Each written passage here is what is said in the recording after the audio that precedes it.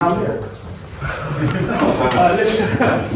accent. Literally, I'm over there somewhere, but just the other side of Glastonbury. Met these guys recently, and they said they were going to seminar right down the road from where I live, and I had a class this morning, so just pop on over. So very nice to drink with you guys. So I'm from a club called Somerset Applied Karate. My background is in traditional Shotokan. I won't go into the long story of what happened, but basically left the club. I didn't intend to leave the association, so I was part of a traditional Shotokan association. It was only when I left and I went and joined the British Combat Karate Association, which I've got nothing against my previous association, but this one was a lot more liberal, gave me a lot more freedom to do what I wanted. So they said, look, we're here if you need any help, but other than that, go forth, run your club, design your syllabus, run your own gradings, train with who you want to train with. There's a lot of ripples on the water at the moment. I'm sure you're all seeing it, different clubs, different governing bodies that are kind of going that same direction. They're thinking about, actually, I kind of like that freedom. And some club owners are really taking the ball by the horns and saying, yeah, do you know what, I kind of like this movement, I'm going to go with that. So if that's something that you do kind of suffer with, then really bear that in mind. As soon as I get out and avoid all of that. So what we've been promoting this year, we've been going on tour around, that's how I met a lot of you guys. We've been going on tour promoting something that we call a full sequence. So the full sequence is punching, kicking, grapple position, takedown, and submission, right? So karate's still at the core, but we've integrated those other things, judo, BJJ, and other elements to build together a template, right? And the whole point of this tour we've been doing, me and Sensei Greg, is that we've been teaching the template, not necessarily to karate people, so to judo, jiu-jitsu, BJJ, all kinds of people, to say, take this and go away and do your own thing, right? So what we're going to go through, we're going to go through an example of the full sequence, but I don't want you to focus so much on the moves themselves, more the template, right? So there's a couple of you guys that have seen me teaching a couple of them this year. For the sake of mixing things up, we're going to try a different one, right? Again, the template is still the same. So let's mix things up. I'm going to keep picking on different people while I start. Can I start with you first? Nice to meet you. So we're going to start with a really simple drill. So jab, cross, hook. Right, so you throw a jab, cross, and a hook. Karate says do this, so do the same thing. Right, and you do that. Right, what's the problem? Not achieving targets. I'm not developing defensive skills. Right, if anything, this will eventually become a bad habit. Right, if I practice this drill and he stays there, I don't know. If we practice this enough, he might do that in a fight. He might go, come on then, like a lot of people do. So we want to, and also karate, we like this. We got to pull away from this, right? If karate gets karate, great. If everyone else, we've got to bring these hands high, right? So this time he's going to do jab, cross, hook, so I'm going to parry, brush hair. If you've got hair, right? So jab, cross, hook, and then I'm going to come in, jab, cross, just go parry, brush hair. That's it. We're just going to drill it and drill it and drill it. The main thing I want you to drill is having those hands high, right? So again, karate, we like kamae, we also like higite, yeah?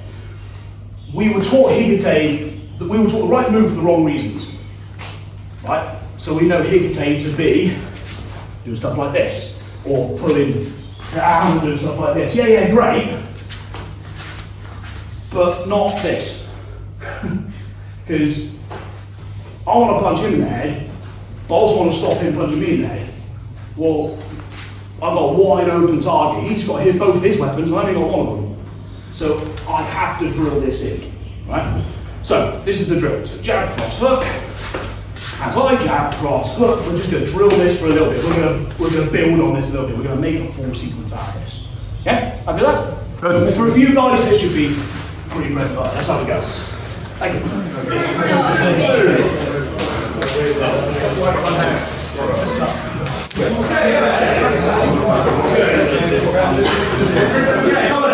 So, do you have the Mate, Yame? Yeah, Yep. Okay.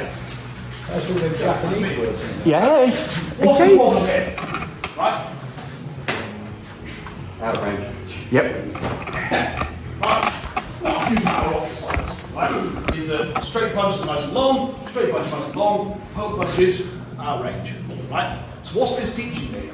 It's teaching me, let's get familiar, yeah? Kicks, one range, straight punch is another range, hook and body punch is another range, right? So we'll bring kicks to this thing, so jab, cross, hook. So I'm creeping my way in, okay? This is something that GSP likes to talk about a lot, is that he likes to change the distance without your partner knowing, which actually, makes a lot of sense. So I can actually change my footwork. I'm keeping his mind up here. I'm convincing them that I'm only a striker, but I'll change their mind in a minute. So this is a jab cross hook drill, but I can be doing a bunch of stuff. I can keep everything up here and then I'll do other stuff in a minute. But effectively, I want to close the distance. So anyway, they're going on a minute. You were there a minute ago, now you're here. So bear that in mind. So, right. If not wearing gloves, if you're not very comfortable about throwing a punch, you can throw a slap. Right? I know high-ranking, 10th dans that will happily promote a slap. Yeah. It was Jerry Bryant. Do you know who trains Jerry Bryant? No. God rest his soul. He died recently, this year. That he shouldn't promote it, but he said, you slap someone in the street, they're not going to tell a copper they got slapped. He's not wrong, but you give someone a mighty slap. Right, change the subject completely. Anyone ever seen the movie Rock and Roller? No? If you have? No? No? Anyone? No? If you haven't, watch it. There's an entire scene with Mark Strong talking about slapping. Yeah? Rock and Roller. It's a Guy Ritchie movie. Just watch it. It's brilliant. There's an entire scene where he's trying to teach one of his henchmen about how to slap someone, send them back to school, stuff like that. Watch it. It's brilliant. So you're more welcome to do jab and cross if you want to throw a slap instead, if you want to be a little bit safer with your partner. But anyway, the point is, close the distance a little bit, because we'll need this in a bit. Okay? Off you go.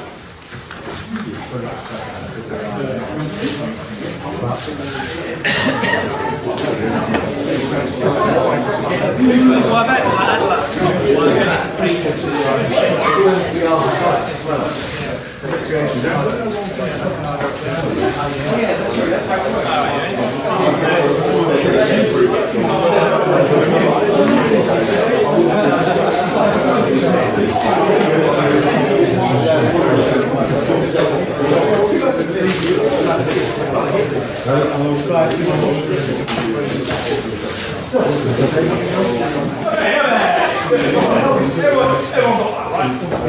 Right, for a lot of martial art clubs, that's one over stuff, right? So, because I'm weird. It was a frame, sir.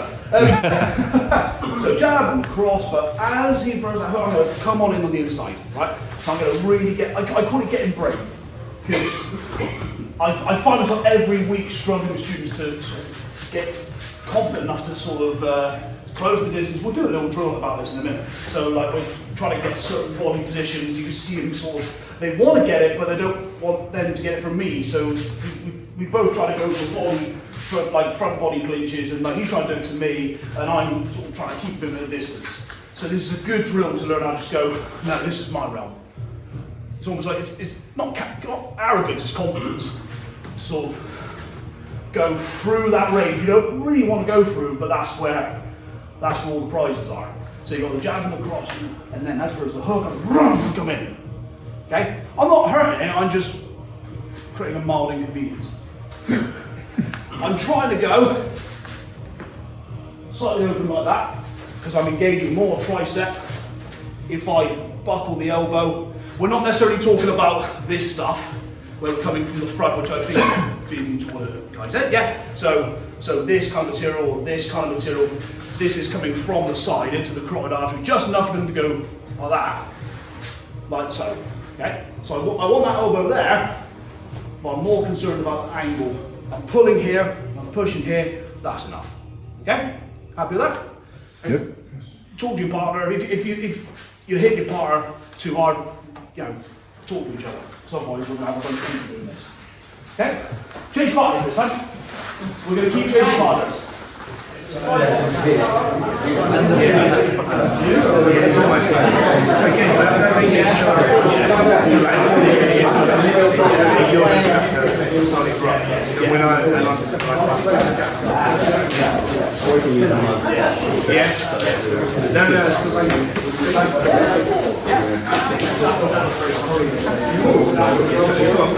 I'll throw that into and see what's what I'm saying.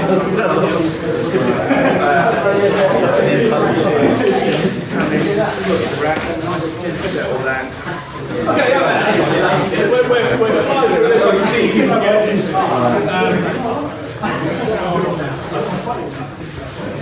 So, let's pick on this. So, what if you panic?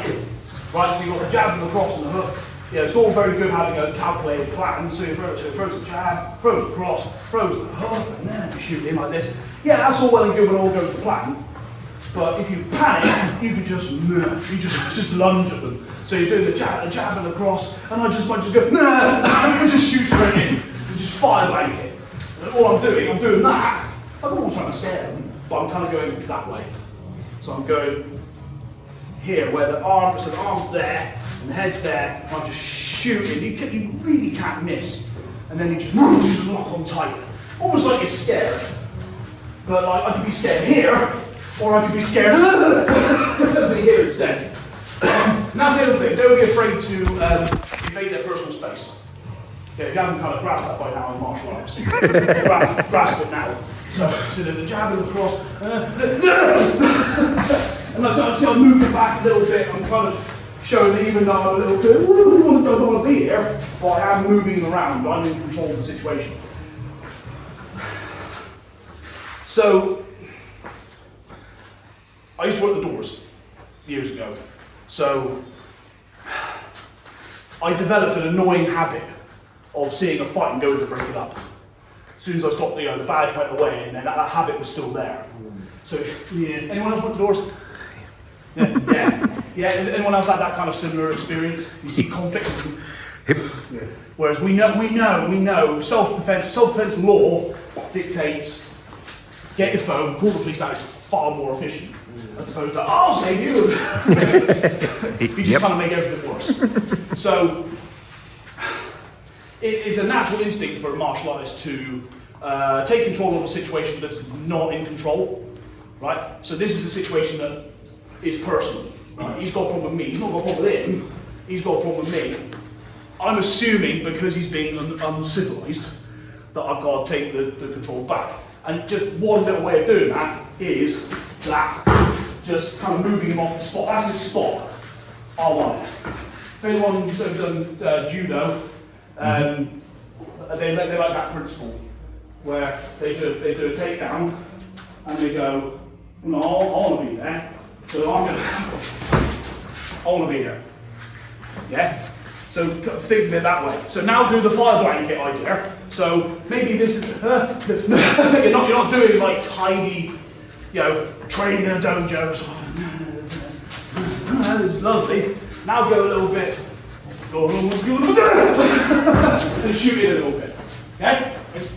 You don't have to do the sound effects. Oh. I threw that in for cinematic effect. But yeah, anyway, try that.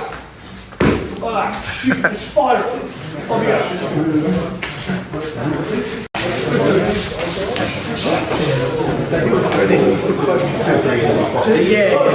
But I personally am going to do the sound effects. You've got to do the voiceover. I can do that.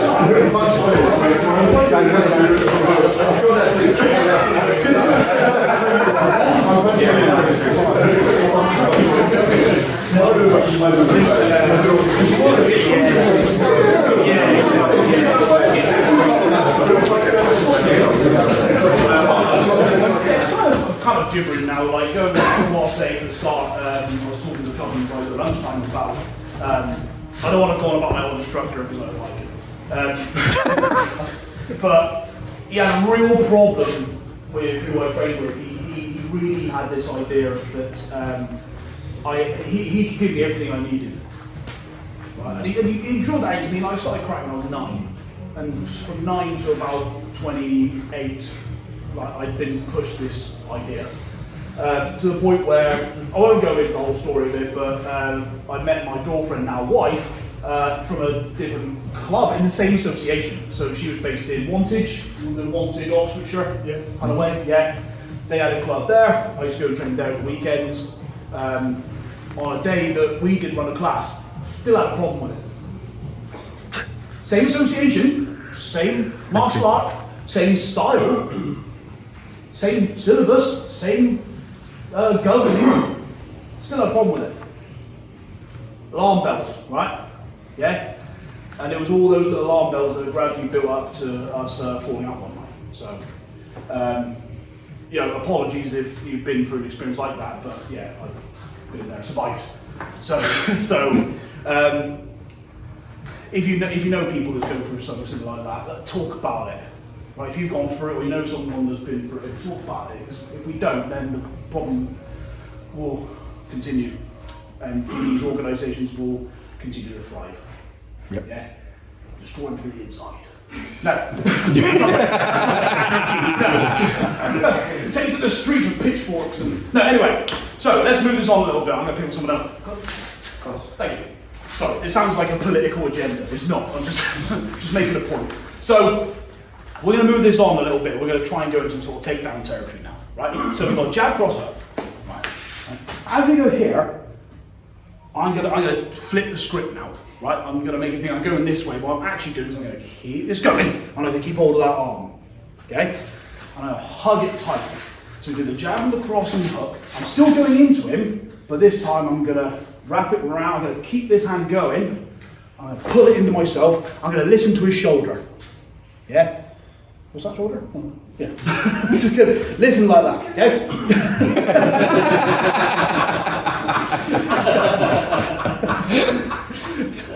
So, let's answer this, right? So we're here.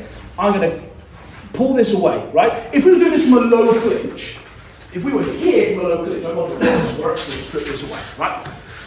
But I've got the advantage of not instigating that clinch for him. So I've done the 1, 2, 3, and we're here. He hasn't instigated a low clinch yet, so I'm going to take full advantage of that, and I'm going to take control of his elbow. I'm going to do an arm drag. Pull it through and take control of that arm, right? So as we've done all that, 1, 2, 3, round. I can even do one better. As I pull that down, I'm just going to swing it through the two of us. Yeah? So I've got his back.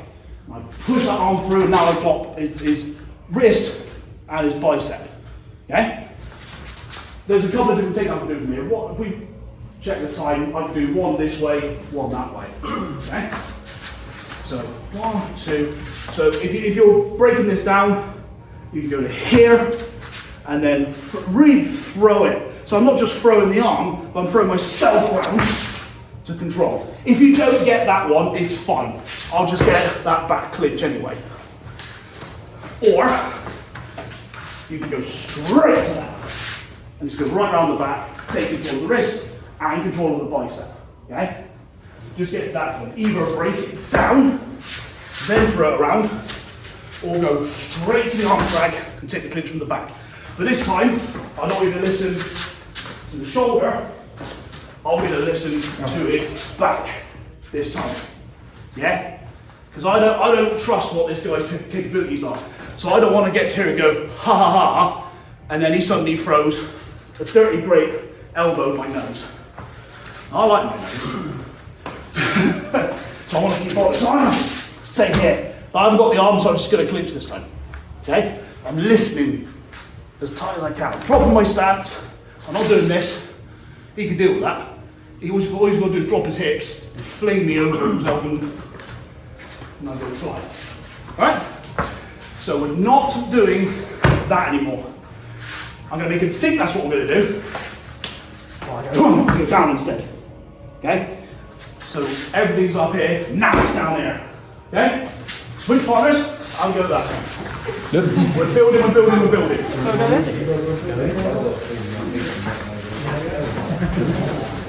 If you lose the arm, don't worry about it. Toes go. Yeah.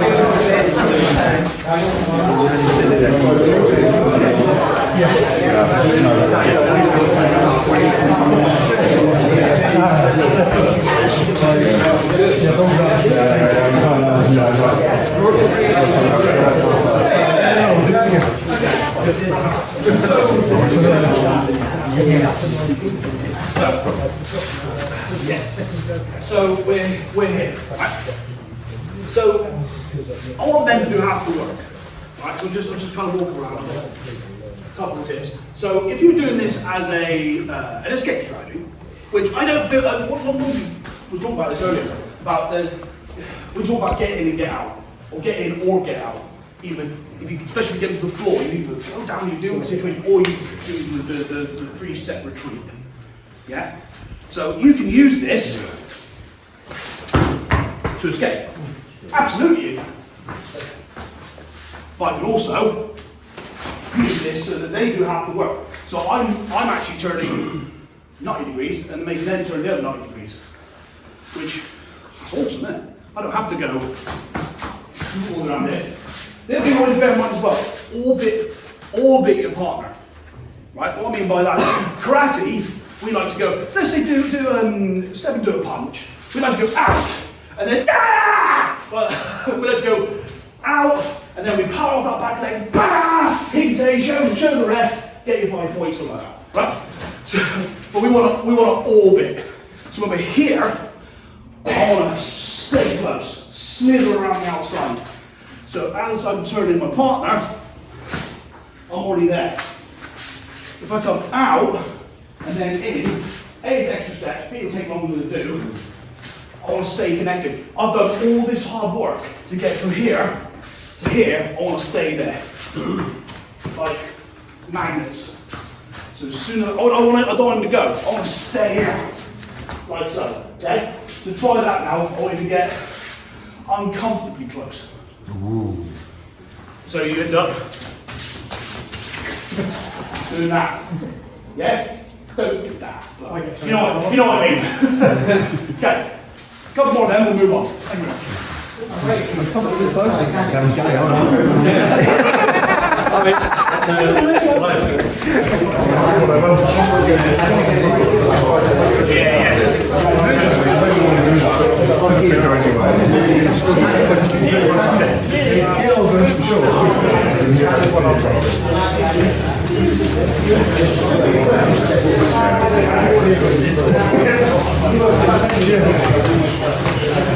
I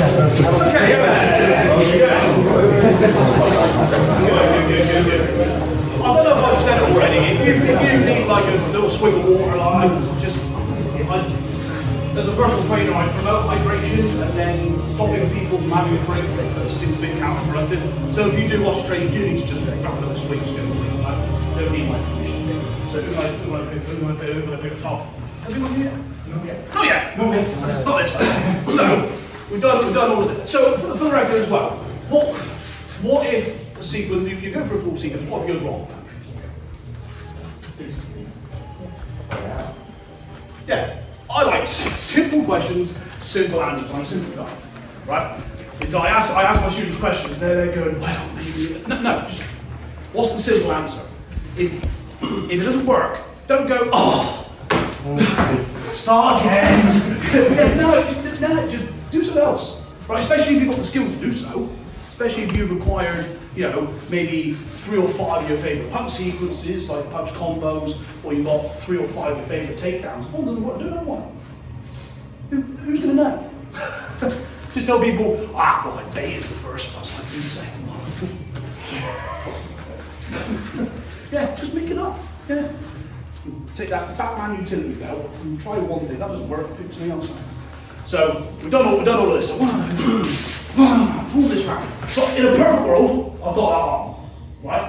Like I said, it doesn't work, do something else. If you haven't got the arm, then just do a back clinch and try a different thing. Right? What are you going to have a go at? A valley drop. Anyone know about valley drop? Yeah. Right. So there's two valley drops. Well, there's three now. There's two valley drops I like doing. One from a side clinch where we stick this thing out.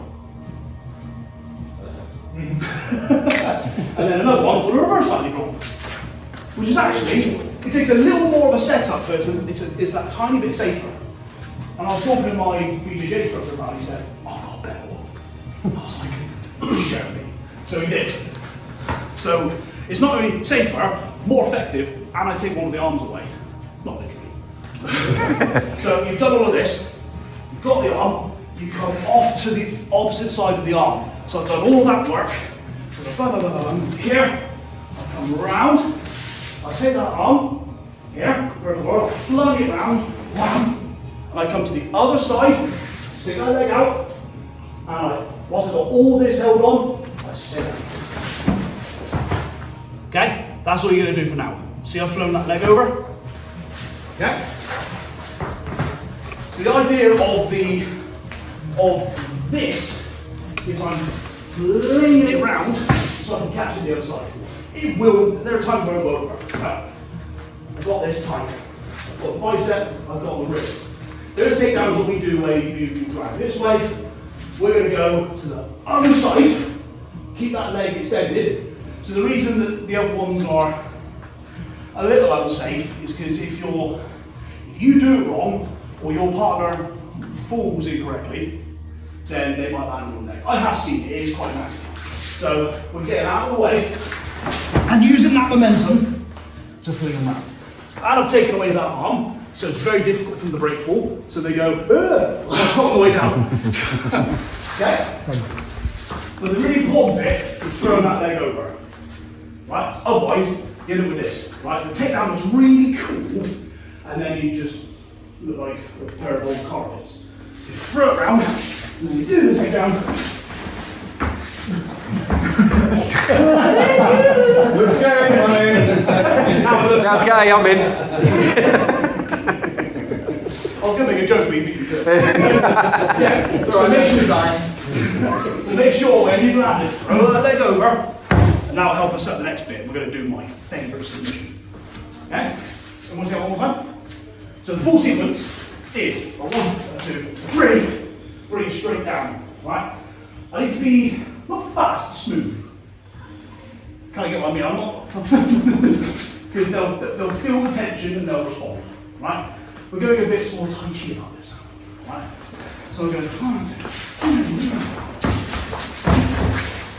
smooth. Yeah? Not like karate. Where it goes 1, 2, 3, 4, 5, 6, 7. That's for training, that's for learning the material. You take the gaps away and you blur them together. Yeah? So we smoothly get to that one. Okay? Make sure you've got a little bit of room. Thank you very much. Change partners. Off you go. Come on. Thanks, guys.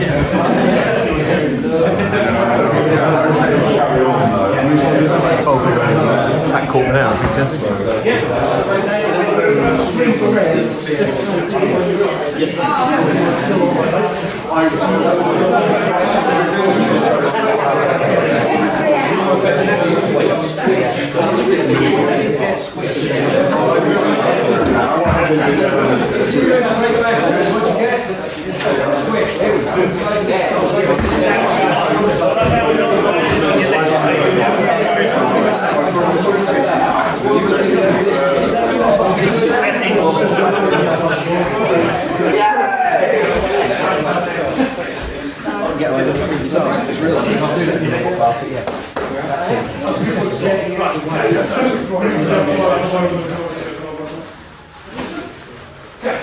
So, we've done all this one. So, for anyone that wants to practice it a little more, just remember, keeping this leg there. So, step it across by keeping that there. For this to really work, I want to get out of the way. Right? I don't want to teach. kids' school ground tricks and stuff. But like the old-fashioned, like Bonnie does that. Yeah, that's effectively. Don't try it. But that's effectively what we're trying to do here. Is I'm putting that leg down, getting out of the way, so that they can fall over it. If I try and do it from here, all I'm kind of doing is falling over and taking them with me, and I'll take the full brunt of it. Right? So we've done the takedown. So we go around like that. Now they comes over. Anyone figured out what the submission is yet? My clue was it's right there. Yeah, I'm good at choking. If I slide up, there's my head and arm. Oh, my favourite submission. I love it because it's always available to me. And it's actually surprisingly simple to do. Not only that, he's not supposed to work for me. As soon as we've landed like this, right? I'm not going to shoot like that. I'm going to drop my weight and I'm going to slide up into it. Okay? So what I've successfully done is put my forearm, my radius bone, into one cross, and I've pushed his own shoulder, his whole shoulder girdle, into the other one. Yeah?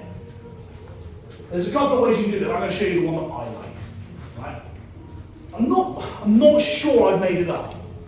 I haven't seen it anywhere else. I might have done, so tell me if I haven't. So I want to take full credit for it.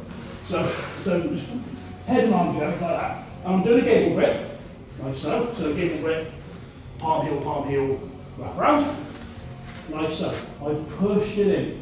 I'm listening to him again. So traditional versions of this is about hopping off and dropping the body down. I'm going to do a downward dog. Okay. So I'm driving in, and I'm going to drive all my body weight into that head and arm. Yeah? What's it like? It's quite comfortable. Right? So we've done the takedown, and I remember I've got control of that arm. So as I come over, I'm just abandoning the arm, and I'm here. So all I've got to do is stay on him, keep the weight on, slide up. So my hand goes underneath, I'm bringing the hand to this hand, gable grip. Remember, I want this to be tight. So I've got to go up, I've got to squeeze, and I've got to push the head in. And when I've got that, I'm pushing all into it. Okay? Is it bad enough? Make sure your partner knows it. Okay? Everyone know the rules of tapping? Yeah? Now you tap, tap again, say tap, stamp. Don't do this.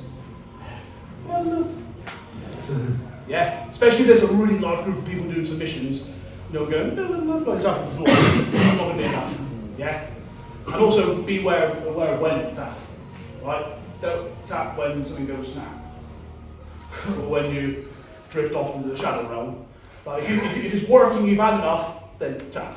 Not tap, tap until they let go. Right? And that's the other thing. If you're the one doing the submission and they tap, what do? Do you stop? Who said it? Let go. Yeah? Don't stop. Because it's still on. Let go. Yeah? Have you just figured out where you're going wrong? Whereas if you watch things like UFC, the ref stops the fight. Yeah. So they get told, hold it until the ref says stop. Right? There's no ref here. If they've had enough, they've had enough. Right? So the full sequence. We'll do the full sequence in a minute, right? So get to that position. So just do the takedown for now. So start from here. We'll do the full sequence in a minute. So we're here. Remember, we're moving to this side. I want him to think I'm doing something here, right? So we do a really cool takedown where you just do a bicep drag and you just step out. It's one of the most ridiculously easy takedowns ever. But I want him to think we're going to do that, especially my students that know I like that takedown. So I'm going to make him think I want that one. And then I'm going to throw the leg over, shoot straight up, lock it in place, and then drive all the way in. Okay? But do it from the takedown, for the sake of time, for the sake of practicing that submission. Okay? Yeah? If your partner's got a bad neck, then go away. No. If your partner's got a bad neck, talk to each other. Yeah? You're responsible for your own injuries. Right? Off we go. Take 5. Let's go. have not managed to do this very well yet. What am I going on to?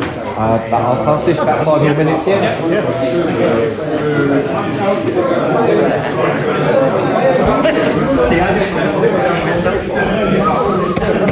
Space up here, thank you for beating Harry up on it. Sounds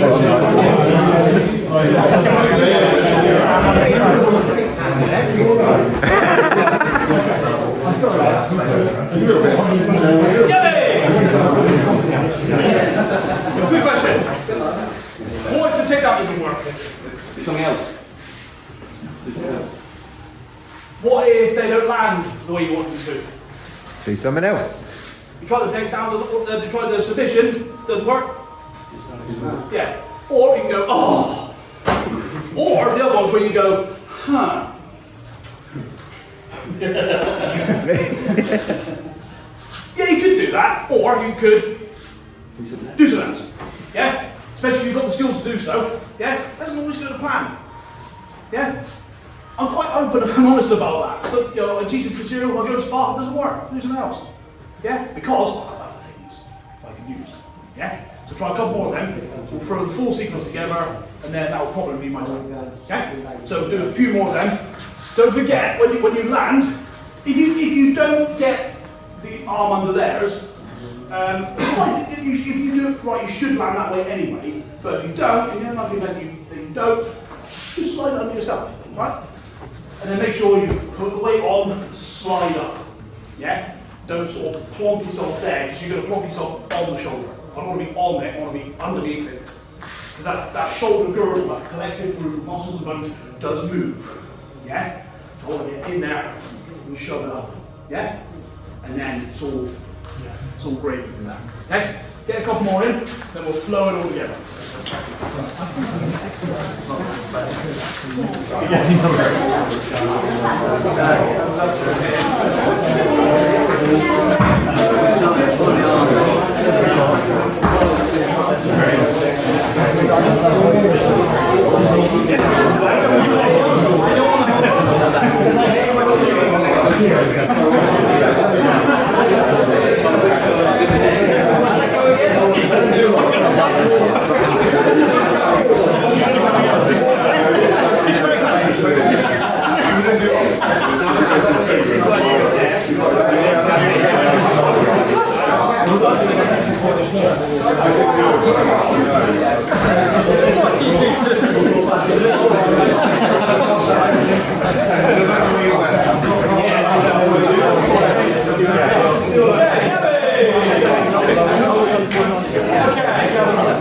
I did a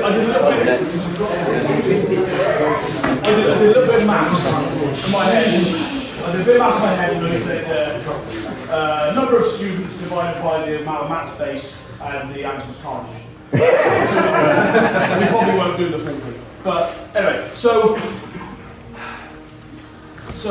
the point of my session, the point of all the sessions I did, the one at Southwest, martial arts show, the one at Kaizen, is about promoting this idea of a full sequence template, right? So I try my best to do different ones in different places to make a point of saying that you can put whatever you want in that sequence and make it yours, right? If you do an art that already does that, awesome. But there are a lot of arts that don't, which is fine.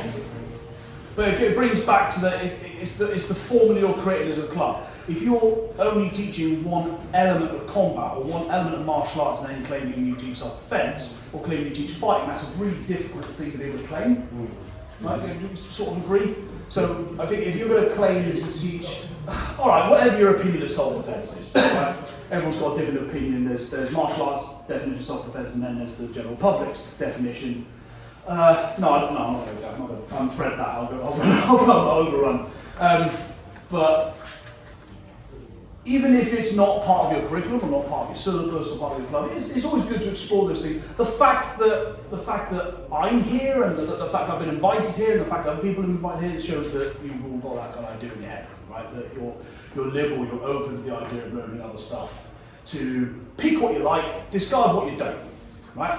And that's a really important thing I want to be really honest about. If there's something about that sequence you didn't like, don't do it. That's fine. I'm right with that. I'm not going to be offended because I didn't invent it. Someone taught me, and I'm passing it on. So if you like the template, great. If you didn't, fine. Do what you do. At least but don't be one of those people that bad mouths everything that isn't what you do. Right? Otherwise, you kind of the thing you're trying to achieve isn't going to work. So if you want to do that, then fine. Stay in your hidey hole and do what you do. But leave everyone else alone. If you're really liberal and you want to go and train with other people, meet like-minded people, realise that there's more that binds us than divides us. Oh, I just said that. So gross. Yeah. Get out. First yoga, now this. So, yeah, if that's your thing, if that's your thing, you do what you do, right? If you like training with other people, picking what you like, discarding what you don't, then that's what, in my opinion, that's what, certainly karate, that's what karate used to be, right? So for my overrun, I did, for my fourth dan, I was asked to do a thesis. And I went, no, I'm going to be different. I'm going to do a bit of coursework. And I made a lineage of karate from the mid-1500s to the 1980s, right? And what I discovered from this lineage was that karate went through 3 different stages. The first one was like the secret years. So that's when martial arts was a legal practice. The lineage was very, very tight. One teacher had one student, they became a teacher, they had a student, and so on. Now, in Okinawa, there was 2. A third one came along at some point, but that was 1. Then there was a period of time around the sort of early 1800s where my lineage just went, meh, just turned into a massive plate of spaghetti, and everyone was training with everyone. I couldn't find who was whose teacher, because everyone trained with everybody. Oh, it must have been glorious. Just traveling around Okinawa, training with whoever you want. But then,